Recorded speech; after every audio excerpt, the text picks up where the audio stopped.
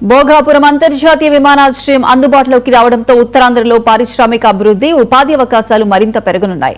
విశాఖను semi conductor hub గా తీర్చిదిద్దే దిశగా అధికారులు చర్యలు తీసుకుంటున్నారు. ఇందులో భాగంగా ప్రధాని నరేంద్ర మోదీ, సీఎం చంద్రబాబు నాయుడు చేతుల మీదుగా సెమీ కండక్టర్ పరిశ్రమకు శంకుస్థాపన జరగనుంది. విశాఖ ఎకనామిక్ రీజియన్ లో భాగంగా భవిష్యత్తులో మరిన్ని భారీ ప్రాజెక్టులు రానున్నాయని అధికారులు తెలిపారు.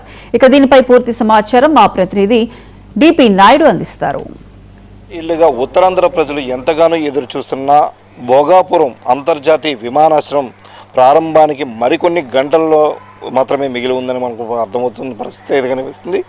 ప్రధానంగా మనం చూసుకున్నట్టయితే కనుక ఉత్తరాంధ్ర జిల్లాలో కళలను సాకారం చేసేందుకు ఈ అల్లూరి సీతారామరాజు అంతర్జాతీయ విమానాశ్రయం ఎంతగానో ఉపయోగపడుతుందంటూ కూడా ప్రజలు కావచ్చు, ఇటు మేధావులు అందరూ కూడా అభిప్రాయపడుతున్న పరిస్థితి అయితే ఉంది.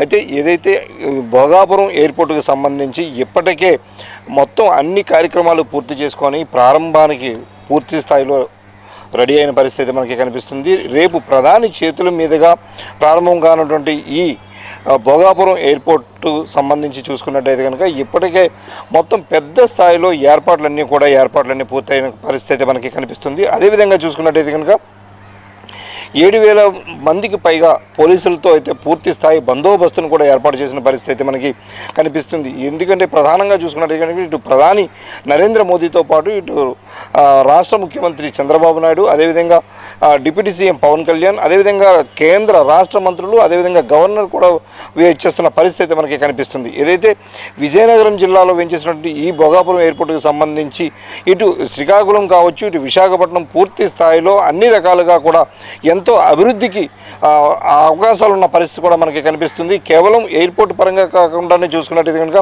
దీని ద్వారా కూడా ఎంతో దిగుమతులకు సంబంధించి కూడా మరింత ఊతమిచ్చే పరిస్థితి అయితే ఉందంటూ కూడా చెప్తున్న పరిస్థితి అయితే ఉంది.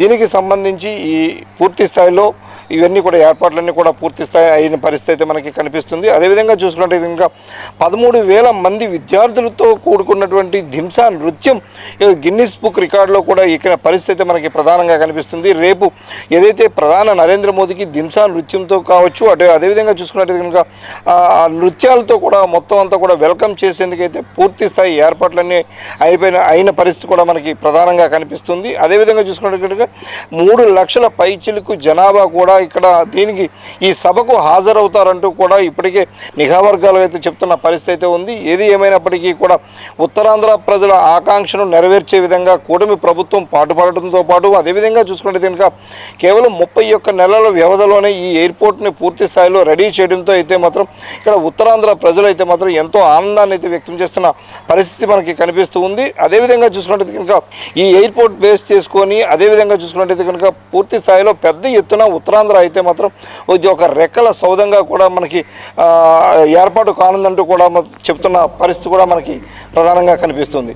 కెమెరా పర్సన్ మురళీతో డిపి నాయుడు, 99 టీవీ, విశాఖ.